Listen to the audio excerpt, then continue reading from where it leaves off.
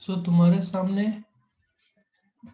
पिछले वीडियो में हमने देखा कि व्हाट इज कैपिटल स्ट्रक्चर। इस वीडियो में जब तुम तय करते हो कार लेना तो कितना ओन्ड और कितना बोरोड वो तुमको डिसाइड करना है। डिसाइड करने के लिए तुम कुछ फैक्टर्स जरूर देखोगे। वो फैक्टर्स तुम्हारे सामने हम प्रेजेंट कर रहे हैं कि कैपिटल स्ट्रक्चर डिजाइन करने से पहले कंपनी ने किस किस चीजों पर ध्यान देना चाहिए। ठीक है ना, that is the factors influencing तुम्हारा कैपिटल स्ट्रक्चर। ओके ओके, सो हम तुमको एक चार्ट फॉर्म में पहले बताते हैं। जो फैक्टर्स हैं जो तुम्हारे कैपिटल स्ट्रक्चर को असर करेंगे उसके दो भाग हैं। एक भाग कंपनी के भीतर है विच इज इंटरनल फैक्टर्स, एक भाग है जो कंपनी के बाहर फैक्टर्स है उसको हम बोलेंगे external factors. Now internal factors is are those factors which are within the company. ये कंपनी के भीतर के फैक्टर्स है। दूसरा जो फैक्टर्स है वो एक्सटर्नल फैक्टर्स है। ये कंपनी के कंट्रोल में लगभग नहीं रहेगा, ये बाहर के फैक्टर्स है, external factors outside the company. तो अभी हम लेफ्ट हैंड साइड में तुम्हारा फोकस रखो, दैट इज इंटरनल फैक्टर्स के बारे में डिस्कस करेंगे। इंटरनल फैक्टर्स जो है उसमें सबसे पहला पार्ट है रिक्वायरमेंट ऑफ कैपिटल। ठीक है, ये सबसे पहला इंटरनल फैक्टर्स है। तुमको कैपिटल जो रिक्वायरमेंट है उसके बारे में डिस्कस करेंगे। नाउ सबसे पहले तुम जब बोलते ना नया बिजनेस है, ब्रांड न्यू बिजनेस है, तो तुम्हारे पास अलग अलग सोर्स ऑफ फंड्स ऑप्शन नहीं रहेगा। इनिशियल स्टेजेस में बैंक्स लोन देने से डरेंगे स्टार्टिंग में, क्योंकि बैंक्स को में भी तुम्हारा स्टार्टअप जो है, नया बिजनेस है, उस पर फुल कॉन्फिडेंस नहीं होगा। तो डिबेंचर सक्सेसफुल नहीं जाएगा स्टार्टिंग में, ब्रांड नहीं है तो कोई पैसा देगा नहीं। सो नया बिजनेस रहेगा तो रिस्क बहुत ज्यादा रहता है इनिशियल स्टेजेस। एक बार बिजनेस सेटअप हो गया, कैश फ्लो हो गया, तो तुमको कोई प्रॉब्लम नहीं आएगा। बाद में तुमको एक्सपांड करने के लिए लोन चाहिए वो सब मिल जाएगा, बट स्टार्टिंग में थोड़ा कठिनाई होगा। इसलिए इंटरनल फैक्टर्स क्या बोलता है कि जब बिजनेस नया है तो हो सके तो ज्यादा से ज्यादा शेयर्स इश्यू करो, क्योंकि लोन मिलना बहुत कठिन होगा स्टार्टिंग में। बाद में मिल जाता है लेकिन स्टार्टिंग में कठिन होता है। दूसरा, size of the company. Now जैसे मैंने बताया भी, जो एमडीएच मसाले का जो फाउंडर है गुलाटी, ठीक है ना, जिनका देहांत हो गया, उनका if you see the history again, टांगा चलाते थे, बहुत साल मेहनत करके पैसा जमा किया। अभी एक छोटा कंपनी है, उसको अपने मालिक का खुद का पैसे पर ज्यादा डिपेंड रहना पड़ता है, क्योंकि लॉन्ग टर्म लोन्स छोटे कंपनी को मिलना बहुत मुश्किल है। सपोजिटली तुम डिबेंचर्स 20 साल, 30 साल, 40 साल, आज रिलायंस ने 100 साल के लिए भी इश्यू किया डिबेंचर्स, तो उनको आसानी से मिल जाएगा पैसा। ठीक है ना, लेकिन वही छोटे बिजनेस को 20 साल के 2 साल के लिए भी बैंक देने से थोड़ा सा अनकंफर्टेबल फील करेगा, ज्यादातर तो रिजेक्ट हो जाएगा। जो बड़े कंपनीज है, अभी एक क्लार्क शूज करके मैंने देखा था एड, बहुत फेमस शूज है, यूरोपियन कंपनी है, 1825 से करीबन 200 साल पुरानी कंपनी। जो कंपनी 200 साल टिक गई उसको तो आसानी से कर्जा मिल जाएगा। जैसे इंडिया में उनको एक फैक्ट्री लगाना है बड़ा, उनको मिल जाएगा कर्जा, क्योंकि उनका हिस्ट्री 200 साल पुराना है। ठीक है ना, तो लार्ज कंपनीज है उसमें रिस्क करस्पॉन्डिंग कम रहता है, प्लस पुरानी कंपनी है तो भी उनको बेनिफिट मिल जाता है। तीसरा, अगेन नेचर ऑफ एंटरप्राइज, तो तुम्हारा बिजनेस किस प्रकार से है, तुम्हारा बिजनेस छोटा है बड़ा है, कौन सा टाइप का प्रोडक्ट है, वो सबसे भी काफी फर्क पड़ता है। होटल इंडस्ट्री रहा तो प्रॉब्लम काफी कम रहेगा, क्योंकि होटल इंडस्ट्री थोड़ा कैश रिच कंपनी, उसमें भी if it's 5 star hotel, JW Marriott ले लो, ये सब एस्टेब्लिश्ड कंपनीज है, ताज ले लो, ठीक है ना। तो विठल कामत्स ले लो, जिनका काफी सारे होटल्स हैं, ठीक है ना। ऑर्किड उनका नाम का कंपनी है। वैसे orchid is a flower, I think 90% orchid अपने यहाँ उगता ही नहीं है, अपन मंगाते हैं थाईलैंड से ऑर्किड जो फ्लावर है। तो ऑर्किड होटल उनका 5 स्टार होटल है। इनको कर्जा मिलने में थोड़ा आसानी होगा। तुम्हारा बिजनेस किस प्रकार का है, छोटा बड़ा, उससे भी फर्क पड़ेगा। क्या प्रोडक्ट है, कितना पुराना है। लार्ज मैन्युफैक्चरिंग कंपनीज जिनका फिक्स्ड एसेट्स में बहुत ज्यादा इन्वॉल्वमेंट है, जैसे बहुत जमीन बिल्डिंग्स बहुत सारे हैं, उनको कर्जा आराम से मिल जाता है, क्योंकि गिरवी रखने के लिए उनके पास है। तुम डिबेंचर इश्यू करते हो तो गिरवी भी आसानी से रख पाओगे, तो कर्जा भी मिल जाएगा डिबेंचर का, प्रॉब्लम तुमको नहीं होगा, ठीक है ना। Next is stable earning. Now जो कंपनीज स्टेबल है और जिनका ग्रोथ का ट्रेजेक्टरी बहुत अच्छा है, वो लोग आराम से बॉरोड फंड्स ले सकते हैं, क्योंकि उनको अर्निंग स्टेबल है, since their earning capacity can support it. Now companies like Google, ये लोग स्टेबिलिटी के लिए क्या करते हैं मैं तुमको बताता हूँ। नाउ अब जैसे जो गूगल का स्टोरेज डिवाइस है, ठीक है ना, गूगल ड्राइव जिसको बोलते हैं ना, गूगल ड्राइव पे तुम्हारा जो स्टोरेज है वो तुमको 15 GB तक मिलता है, फ्री, कोई भी यूज कर सकता है। लेकिन जिनका डेटा बहुत ज्यादा रहता है, हमारे ऐसे लोग जिनको इतना सारा डेटा, वीडियोस और ये सब है, हमको बहुत ज्यादा डेटा लगता है सेव करने के लिए।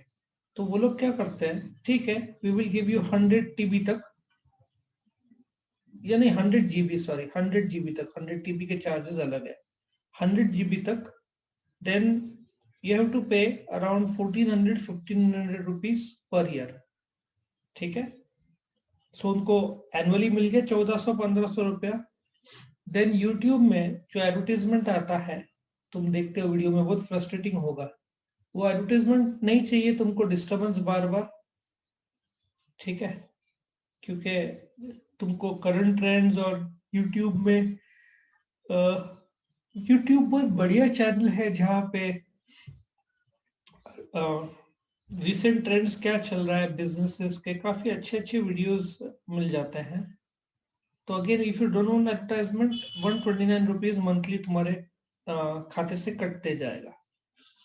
सो आजकल कंपनीज इस ट्रेंड में ज्यादातर उतर रही है, जिसमें उनको, जैसे नेटफ्लिक्स ले लो और डिज्नी हॉटस्टार, अमेजन प्राइम, इन लोग का स्टेबल अर्निंग इसमें है कि if they are giving good services, इनका हर साल इतना एश्योर्ड रेट ऑफ रिटर्न उनका है, करेक्ट। सो स्टेबल अर्निंग्स जहाँ पे है, वहां पे लोन मिलना बहुत आसान है, क्योंकि you can show the bank कि हमारा कैश फ्लो निरंतर हो रहा है, ठीक है।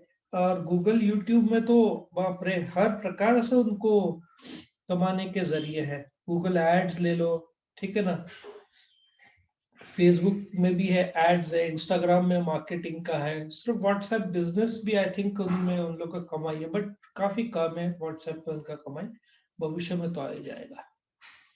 पांचवा, पर्पस ऑफ फिनेंस। याद रखो, यदि तुम्हारा पर्पस है, जैसे कि तुमको मैन्युफैक्चरिंग लो, रिटेलिंग लो, ट्रेडिंग लो, होलसेलिंग लो, ये तुम्हारा कमाई का प्राइम जरिया है, लेकिन तुम स्कूल, हॉस्पिटल, चैरिटी तो भूल जाओ, चैरिटी के लिए तुमको लोन कोई देगा नहीं, क्योंकि चैरिटी में दाम कम रखते हैं, जरूरी नहीं कि कैश फ्लो उतना हो। तो तुम्हारा जो पर्पस ऑफ फिनेंस है वो बहुत इंपॉर्टेंट है। तुमको किसके लिए चाहिए? व्यापार के लिए चाहिए तो कर्जा मिल जाएगा, बट चैरिटी के लिए नहीं मिलेगा। और वैसे भी एक चीज जरूर याद रखना, ये फिनेंस में कोई दान धर्म पुण्य की बात करता है और लोन लेता है ना, वो एकदम गलत प्रकार का दान है। क्योंकि वो दान में तुम पर एक फाइनेंशियल लोड ब्याज का जरूर रहेगा। सो वो दान जिसमें दूसरों को फायदा हो रहा है बट तुमको बहुत कठिनाई हो रहा है, वो दान नैसर्गिक तौर पर सही नहीं है, बिकॉज तुम प्रेशर लेके दान कर रहे हो, वैसा दान नहीं माना जाता। सो याद रखो, चैरिटी पर्पस के लिए खुद का पैसा ओन्ड कैपिटल होना चाहिए, बोरोड बिल्कुल नहीं होना चाहिए। क्योंकि दान देने वाला भी सुखी और लेने वाला भी सुखी, ऐसा लेवल पे दान होता है। सो तुमको प्रोडक्टिव पर्पस लाइक मैन्युफैक्चरिंग है तो तुम लोन ले सकते हो, ठीक है ना। जैसे कि जब तुम स्कीम आता है ना कि आईफोन 12 पे तुमको ईएमआई पे मिल जाएगा, या तुमको टीवी फ्रिज ये सब मिल जाएगा ईएमआई पे, है ना, मंथली इंस्टॉलमेंट पे लेते हैं लोग। लेकिन मैं इसको पूरे तरीके से सही नहीं मानता, क्योंकि तुम जब फ्रिज खरीदते हो या वॉशिंग मशीन या टीवी जो भी है, क्या होता है, तुमने अपना लिमिट बनाया 20,000, ईएमआई के चक्कर में तुम्हारा लालच बढ़ के तुम 40 का स्ट्रेच कर जाते हो। मोबाइल में तो और भी स्ट्रेच होने का चांस रहता है। तुमको क्या लगता है मंथली 3-4 हजार, अभी 40,000 का है, 4,500 का ईएमआई है, तो वो कम दिखता है। और तुम बोलते हैं मेरे पास तो 20,000 है, उससे अच्छा 4,500 का ईएमआई भरूंगा। लेकिन तुम्हारा मोबाइल फोन तुमको कमा के नहीं दे रहा है, या तुम्हारा टीवी फ्रिज कमा के दे, तो वो नॉन प्रोडक्टिव है। नॉन प्रोडक्टिव चीजों को लगभग ईएमआई पे नहीं लेना चाहिए। हाँ, अभी जैसे कि तुमने कार लिया, कार 10-15 लाख बड़ा रकम है, इनकम टैक्स पे तुम कैश खरीदोगे तो दिखाना भी होगा, तो वहां पे लोन लेने में हर्ज नहीं। लेकिन वो भी देखा जाए तो लोड है तुम पे, क्योंकि तुम कार खुद चला रहे हो, लेकिन तुमको कार बेनिफिट सिर्फ ट्रांसपोर्टेशन का दे रही है, बट कार कमा के नहीं दे रही। हाँ, तुमने मशीन खरीदा, ठीक है ना। तो मैं तुम क्लास का एग्जांपल ले लो, यदि लैपटॉप तुमको लेना है प्रोडक्टिव पर्पस के लिए, देन तुम लोन पे लेना है तो लो। हालांकि मैं वो भी अवॉइड करना चाहता हूँ। तुम बेंचेस और कॉलेज वाले बेंचेस और लैपटॉप और प्रोजेक्टर ये सब लोन पे लिया तो चलेगा? द आंसर इज यस, क्योंकि वो यूज करके तुम भविष्य में कमा सकते हो, तो वो लोन लेने में हर्ज नहीं है, क्योंकि वो तुमको प्रोडक्टिव माना जाएगा। सो तुम जब मशीन खरीदते हो लोन में, उसमें प्रॉब्लम नहीं है, क्योंकि मशीन से आउटपुट आएगा, आउटपुट से तुम कमाओगे जिसपे तुम ब्याज भरोगे। लेकिन तुम जो खरीदते हो टीवी, एसी और फ्रिज ईएमआई पे, वो तुम पर ही लोड आता है मंथली। तो ऐसे चीजें कभी भी लो ईएमआई पे मैं प्रेफर नहीं करता, ना मैंने खरीदा है ना मैं प्रेफर करता हूँ ये सब चीजें। क्योंकि ये सब चीजें खरीदते समय ना नॉन प्रोडक्टिव है। नॉन प्रोडक्टिव मतलब हर महीने का तुम्हारा फाइनेंशियल प्रेशर रहता है। तो लाइफ में ये सब नॉन, इसलिए यंगस्टर्स लोग बहुत जल्दी कार ले लेते हैं ईएमआई पे, और आईफोन ले लेते हैं महंगे महंगे। व्हाट हैपन्स कि तुम्हारा स्टार्ट का पेमेंट 25,000 और तुमने 8-10 हजार का ईएमआई का कुछ ले लिया, तुम्हारे हाथ में नहीं बचेगा। एक तो क्वालिटी ऑफ लाइफ 2-3 साल के लिए अटक जाएगा, तुम जॉब छोड़ नहीं पाओगे, स्टार्टअप में तुमको प्रॉब्लम ही आएगा स्टार्टअप, बिकॉज तुम बंधे हुए हो ईएमआई से। So at the beginning of the career iPhone 12 का क्रेज थोड़ा सा ढकेल दिया, 12-13 का लाख लाख रुपए का इन्वेस्टमेंट 2-3 साल के लिए, बाद में तो तुम कैश में सब खरीद पाओगे। तो ये सब के चक्कर में पड़ने का ही नहीं। सो बहुत जरूरी है purpose of finance, productive purpose हो तो ही लोन लेना चाहिए, वरना नहीं। Next is risk. रिस्क दो प्रकार के होते हैं, बिजनेस रिस्क और फाइनेंशियल रिस्क। बिजनेस रिस्क तो भी तुम झेल जाओगे, वो तो तुम्हारे जैसे टूरिज्म इंडस्ट्री जो है अभी थोड़ा डाउन टर्न में है, उनकी भी गलती नहीं, कोविड की वजह से थोड़ा हुआ है। तो बिजनेस रिस्क रहता ही है, बट फाइनेंशियल रिस्क तुम संभाल सकते हो। बिजनेस रिस्क कई बार तुम्हारे हाथों में नहीं होगा, जैसे मार्केट डाउन हो गया, ये सब तुम्हारे हाथों में नहीं है, सो बिजनेस रिस्क तुमको झेलना होगा। लेकिन फाइनेंशियल रिस्क हो सकता है कई बार खुद के पैर में कुल्हाड़ी मारने वाली हो जाएगी। तुमने इतना ज्यादा लोन लेके रखा है, मैं लोगों को जानता हूँ, कुछ लोग जो क्रेडिट कार्ड पे इतना ज्यादा स्वाइप करते हैं कि वो लोग निरंतर इंटरेस्ट देते रहते हैं क्रेडिट कार्ड कंपनीज को। और फिर क्या करते हैं वो लोग, अभी क्रेडिट कार्ड का रेट ऑफ इंटरेस्ट 40% है साल का, पहले 50 डेज फ्री रहता है, तो उसके बाद शुरू हो जाता है 3 पॉइंट समथिंग %, मतलब कैलकुलेट करोगे तो 42% तक चला जाता है। तो ये लोग भरते हैं इंटरेस्ट, फिर क्या होता है, दूसरा क्रेडिट कार्ड वाला ऑफर देता है कि ये काम कर, जैसे तुम्हारे पास HDFC क्रेडिट कार्ड तुमने लिया 42% पे, SBI क्रेडिट कार्ड वाले बोल रहे हैं कि हम पैसा भर देते हैं HDFC क्रेडिट कार्ड पे 22% पे, तो हमको ब्याज दे। तो ये लोग फ्लोट करते हैं, मतलब शिफ्ट कर देते हैं होम लोन HDFC का SBI में। द मोमेंट शिफ्ट कर दिया तो उनका ब्याज दर, लेकिन 22% ब्याज दर बहुत ज्यादा होता है, इसमें कुछ लोग पूरा जिंदगी निकाल देते हैं। रिस्क जो है, तुमको हर महीने EMI इंटरेस्ट तो भरना ही है, सो रिस्क फाइनेंशियल रिस्क है, तो बेटर कि ओल्ड कैपिटल पे डिपेंड रहो। बहुत ज्यादा रिस्की प्रोजेक्ट है, रिस्की कम है, स्टेबल है तो फिर loan low.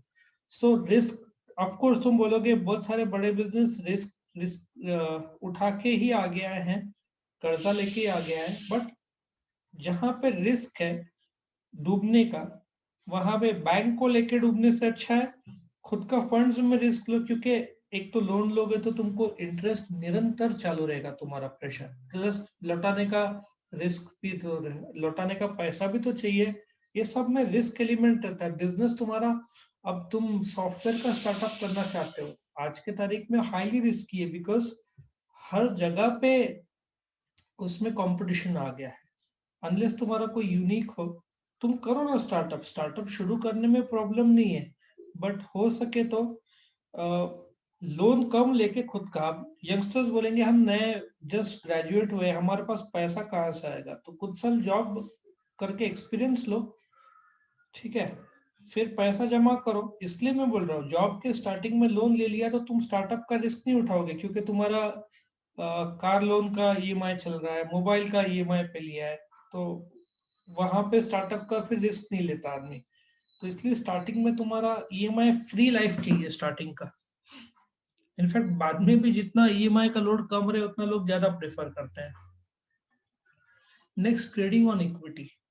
Trading on equity का मैंने अलग से वीडियो बनाया है, तुम उसमें पूरा डिटेल्स जान सकते हो। यहाँ पे मैं शॉर्ट में बताऊंगा, ट्रेडिंग ऑन इक्विटी डिटेल नहीं बताऊंगा, वो तुम अलग से जो वीडियो वो देख लेना, सिर्फ शॉर्ट में बताऊंगा।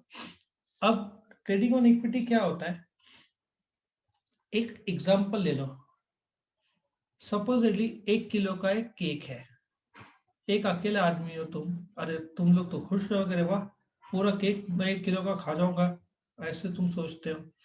लेकिन तुम्हारा एक फ्रेंड आ जाता है, आते ही वो केक को देखता है, अब तुम उसको थोड़ी बोल सकते हो इसमें शक्कर के बजाय कड़वा केक है, मजबूरन ऑफर करना पड़ेगा, तो तुम्हारा 1000 ग्राम का जो था 500 ग्राम हो जाएगा।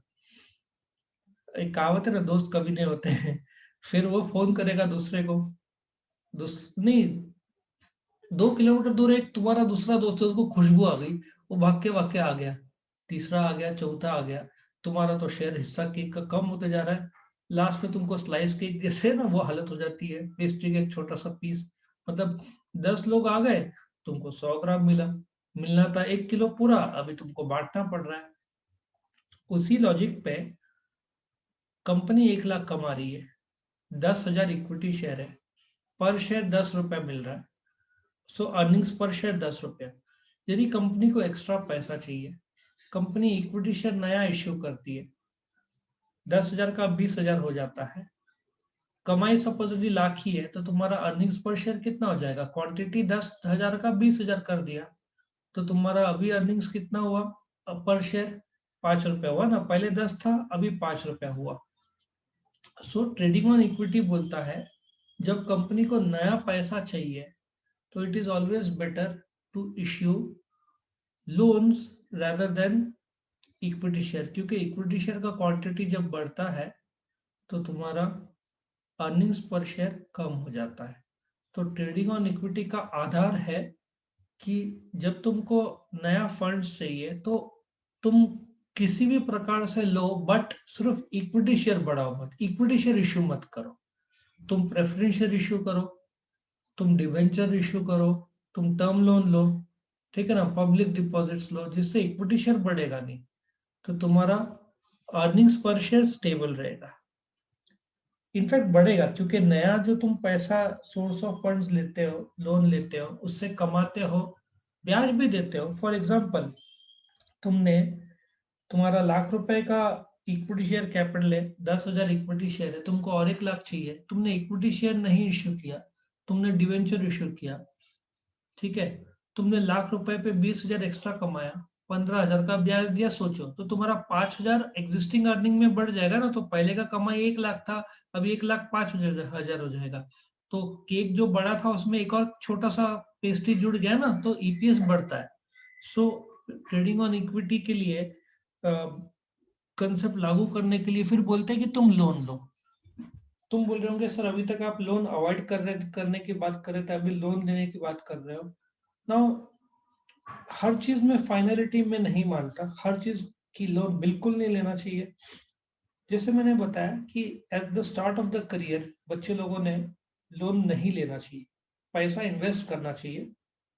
उसी प्रकार से एक वक्त आता है जब लोन लेना बहुत फायदेमंद होता है, जब तुमको पता है तुम्हारा अर्निंग्स अच्छा होने वाला है उस नए प्रोजेक्ट से, तो it's better to take a loan, ठीक है, यदि खुद का पैसा नहीं है तो।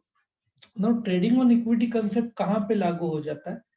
जहां पे तुम्हारा इक्विटी बेस अच्छा है और बढ़ा के ईपीएस अर्निंग्स पर शेयर गिरेगा, then it's better to go for loan, क्योंकि अर्निंग्स पर शेयर गिरने के बजाय तुम्हारा बिजनेस स्टेबल है और तुम शेयर होल्डर्स का वेल्थ बढ़ाना चाहते हो, अर्निंग्स पर शेयर बढ़ाना चाहते हो, वेल्थ तो नहीं, अर्निंग्स पर शेयर बढ़ाना चाहते हो, तो इक्विटी शेयर को बढ़ाने के बजाय टेक अ लोन, उस पे इंटरेस्ट दो, लेकिन इंटरेस्ट से ज्यादा कमाओ, जो डिफरेंशियल है वो तुम्हारा इक्विटी शेयर का ईपीएस बढ़ाएगा।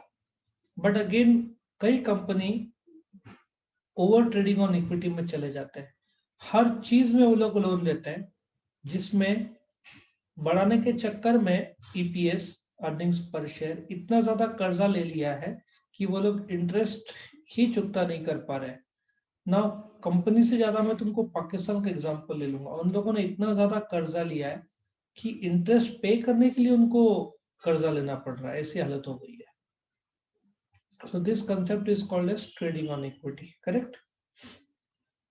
लेकिन हर कोई ट्रेडिंग ऑन इक्विटी नहीं कर सकता। तुम्हारा कमाई इनस्टेबल है तो भूल जाओ ट्रेडिंग ऑन इक्विटी, लोन लिया, इंटरेस्ट और कमाई डाउनटर्न में आ गया कोविड के टाइम, तो तब तो तुम बैठ ही जाओगे। Period of finance again short term है, 5-10 साल, ये मीडियम टर्म है तो बोरोड फंड्स ले सकते हो। लेकिन लंबा खिलाड़ी बनना है, जैसे क्लार्क 250 साल से चल रहा है, रिलायंस ने अभी क्या किया, पूरा कर्जा लौटा दिया, जीरो कर दिया, 3.25 लाख करोड़ का कर्जा था, आज कितना कर्जा है, जीरो। लंबा खिलाड़ी बनना है तो इक्विटी शेयर, खुद का ही पैसा, क्योंकि जो भी कमाई होगा तुम्हारा होगा, लोन लिया तो तुम्हारा जो भी कमाई होगा उसमें ब्याज से चला जाएगा।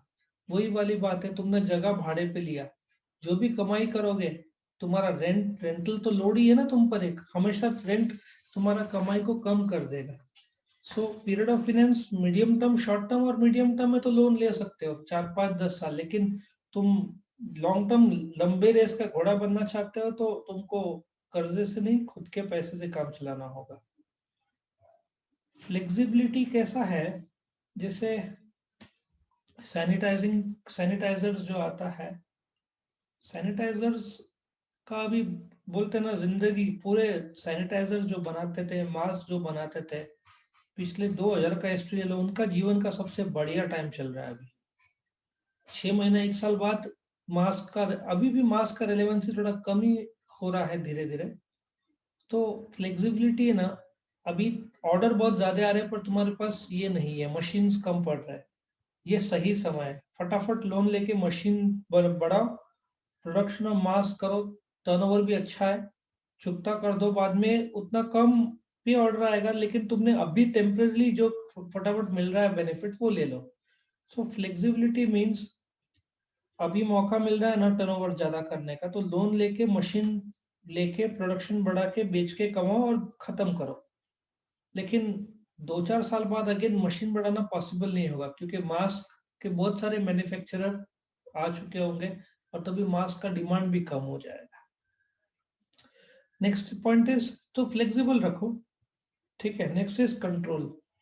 यदि तुम चाहते हो कि तुम्हारा कंट्रोल पूरे तरीके से रहे, ठीक है, जैसे कि फॉर एग्जांपल 10,000 शेयर्स है और मुकेश अंबानी का एग्जांपल ले लो, रिलायंस का करीबन 45%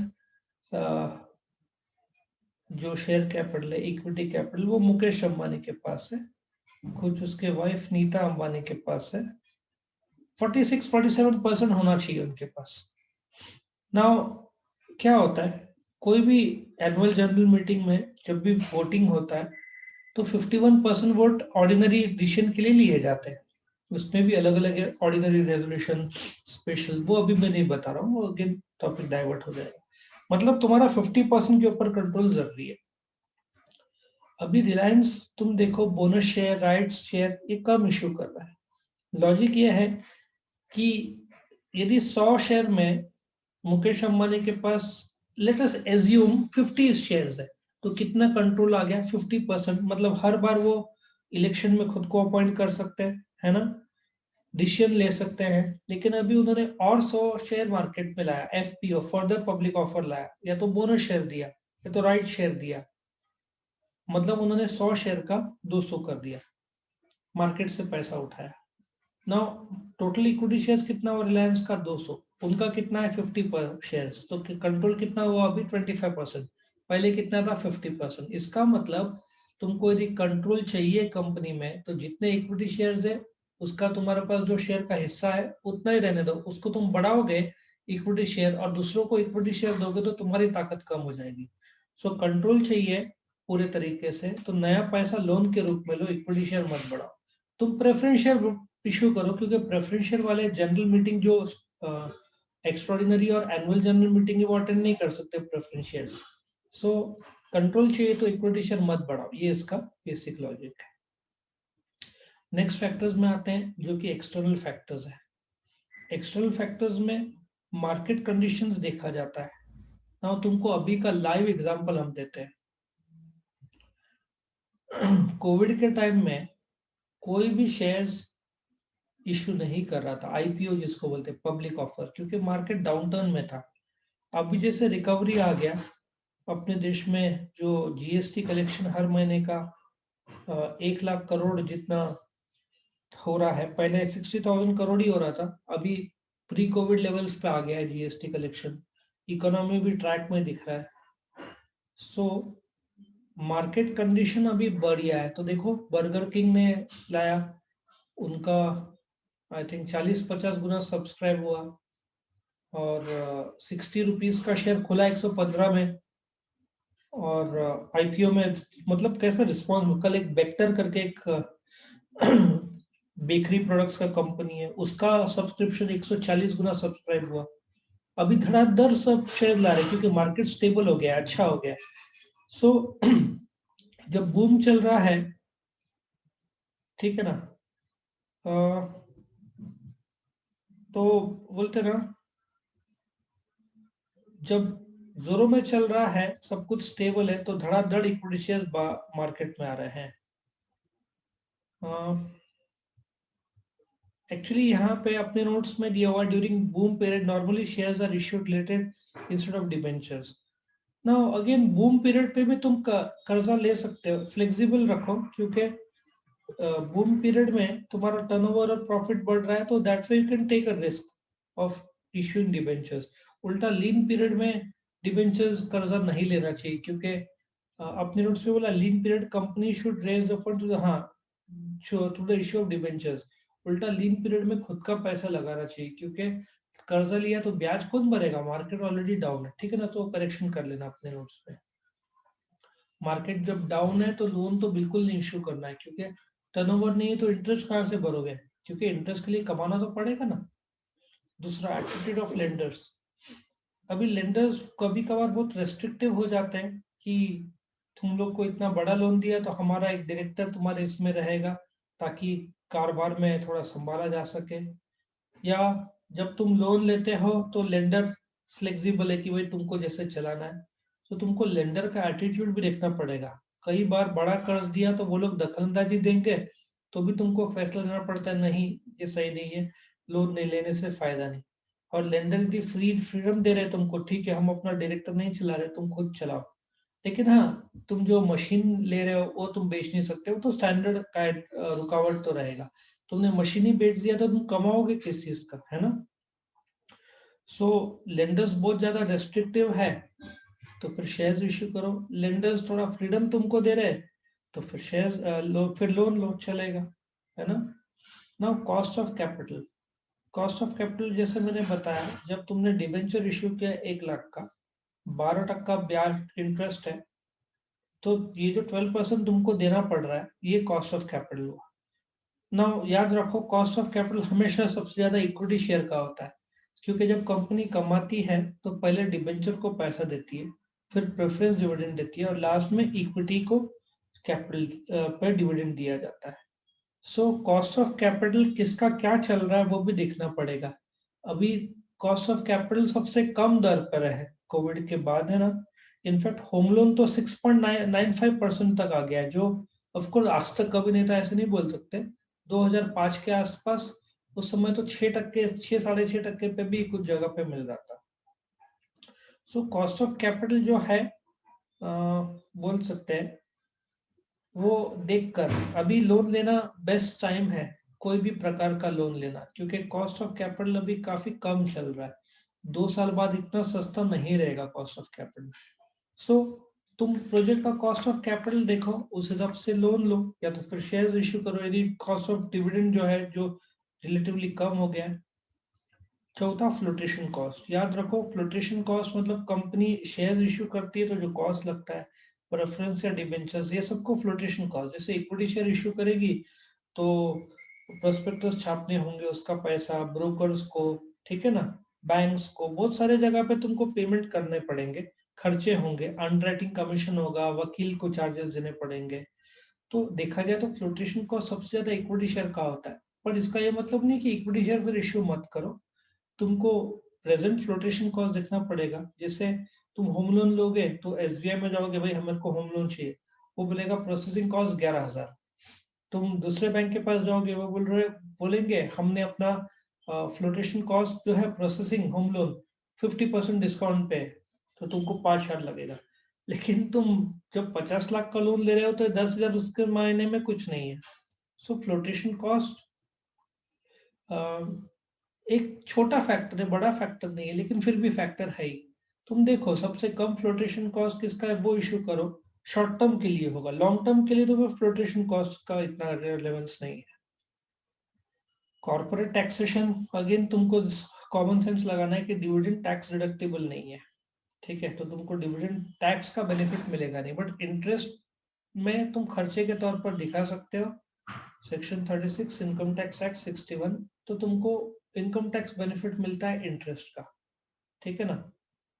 तो टैक्सेशन तुमको देखना ही होगा कि यदि टैक्स रेट बहुत ज्यादा है तो इंटरेस्ट का बेनिफिट अच्छा खासा मिल जाएगा, ठीक है। तो अकॉर्डिंगली तुम फैसला ले सकते हो कि तुमको टैक्स बेनिफिट चाहिए तो लोन लो ताकि इंटरेस्ट खर्चे में दिखा सके।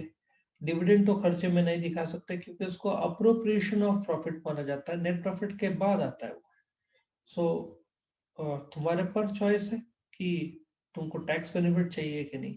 लेकिन टैक्स बेनिफिट के लिए ही लोन लेना गलत बात है, क्योंकि लोन यदि तुम्हारा धंधा लोन डाउन चल रहा है तो जैसे मैंने बताया ऐसे केस में खुद का पैसा लगाओ, लोन बिल्कुल मत लो।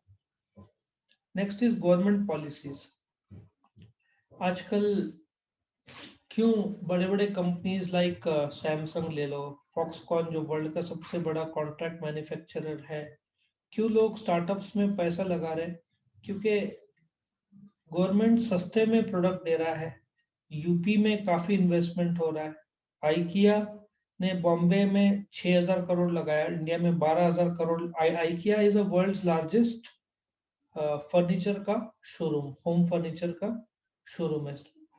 5-5 लाख स्क्वायर फीट का शोरूम है। 8 फुटबॉल फील्ड आ जावे, इतना बड़ा बनाया, 1,000 लोग खा सकते हैं, इतना फूड कोर्ट है अंदर। इनफैक्ट आज 18 ना, आज से ही खुलने वाला है बॉम्बे में। इंडिया का ये सेकेंड शोरूम है। फिर 2021 में अगले साल आई थिंक बैंगलोर पुणे में न्यूज आ रहा है।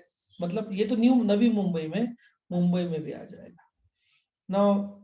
ये जो मोबाइल का डिस्प्ले जो है वो अपन नहीं बनाते, गवर्नमेंट ने बेनिफिट दिया, हम तुमको मैन्युफैक्चरिंग बेस्ड रिवॉर्ड देंगे, उतना सस्ते में बनाएंगे, टैक्स बेनिफिट देंगे।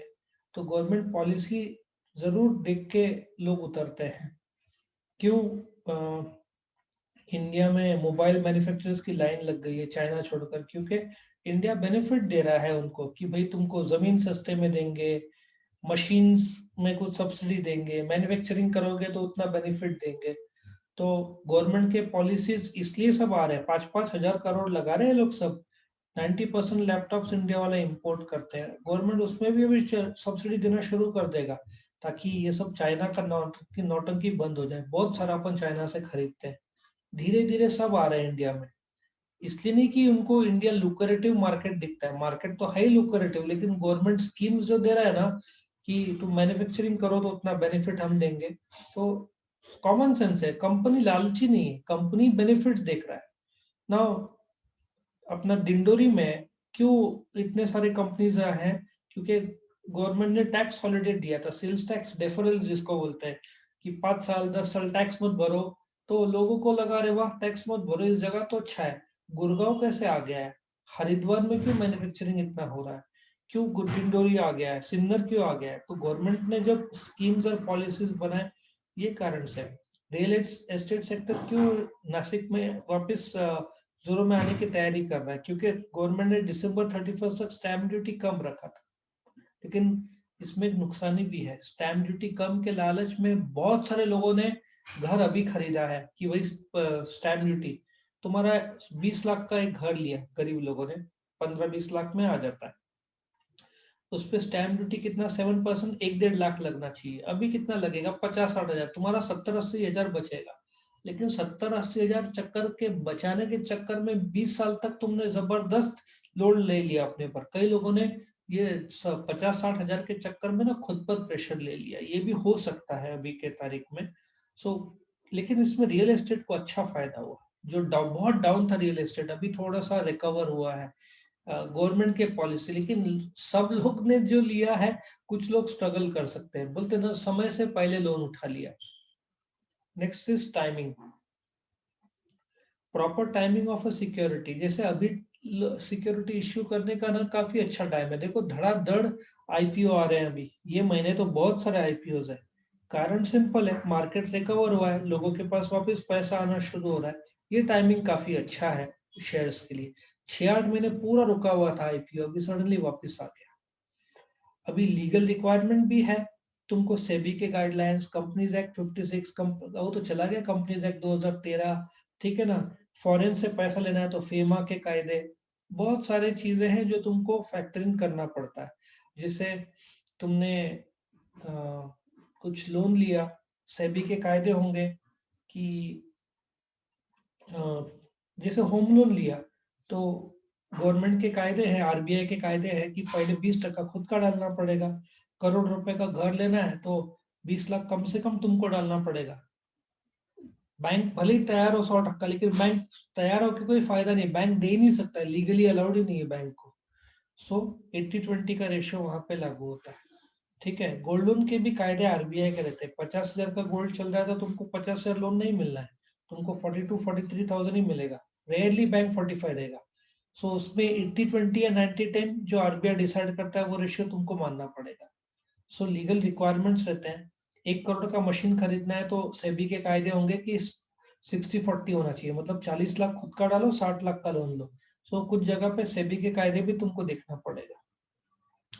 फिर कंपटीशन भी माना जाता है।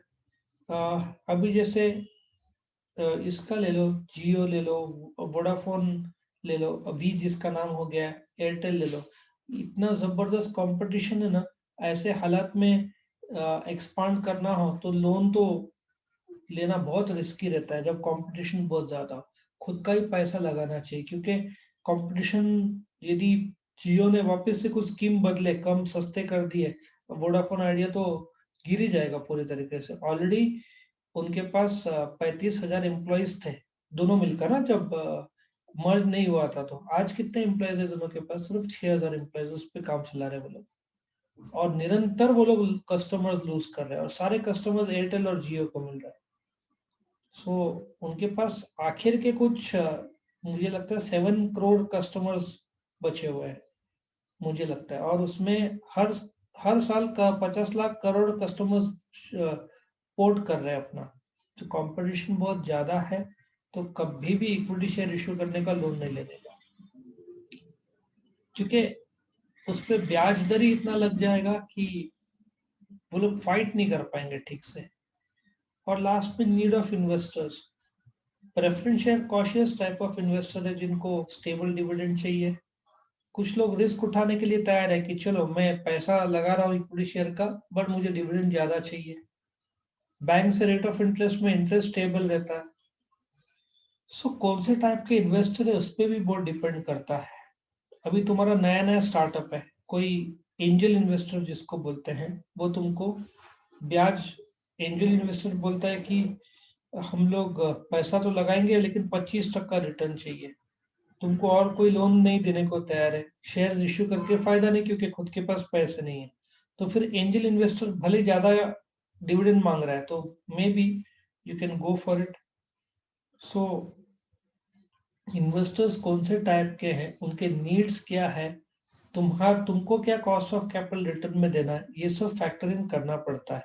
तब जाकर तुम सही फैसला ले सकते हो। करेक्ट। सो ये तुम्हारे इंटरनल फैक्टर्स और ये एक्सटर्नल फैक्टर्स में पूरे मिलाकर काफी इंपॉर्टेंट क्वेश्चन है। इफ 12th का पेपर होगा तो 10 मार्क का आता है, बीबीए का या बीबीए में तो नहीं है ये, बट बीबीए रहा तो ये 16 मार्क्स का आएगा। भले ये सब्जेक्ट प्रिंसिपल ऑफ फाइनेंस हो सेकंड सेम में, या तो 5th same long term finance हो, तो इसमें इसका रेलेवेंस बहुत ज्यादा है इस क्वेश्चन का। राइट, तो इसको अच्छे तरीके से तुम करोगे, ये उम्मीद है। ठीक है, सबको गुड बाय और गुड डे।